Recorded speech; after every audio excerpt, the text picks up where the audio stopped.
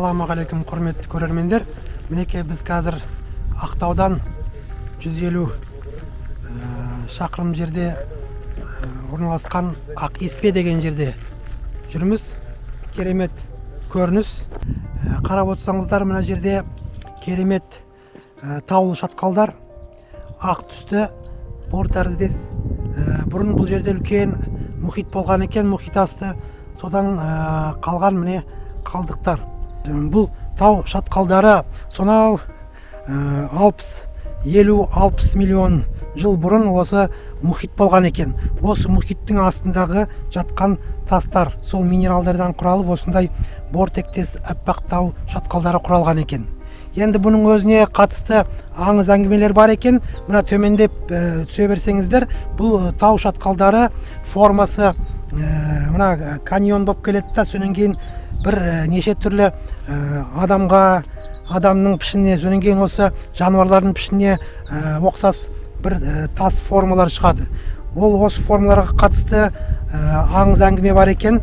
Бұл арада бір қойшы бала болады екен. Сол қойшы бала осы күнде таңертең қойын алып шығып бағады екен да, кешкісін алып кетеді екен. Күндердің бір күнінде ұйықтап кетеді. Ұйықтап кетіп оянса, осы қойлардың орнына осы тау тастары қой тәріздес болып қатып қалған күйде табады. Содан бұл қойшы жалынып шопан атадан сұрайды екен, осы қойларымды тірілтіп бер деп. Содан бір періште келіп, осы қойларын алып келеді екен. Бұл осы оны ұстамақшы болады, бірақ ұстайын десе ұстай алмай, алдынан ақ тастар пайда болады екен. Содан бір күні тығылып ұстайын деп қолын тигізе берген кезде өзі тасқа айналып қалады екен. Содан осы жерде қазір қарасаңыздар, сол балаға ұқсас мүсіндерді, және қойларға ұқсас мүсін тастарды көруге болады. Осы аңыз соған байланысты шыққан екен.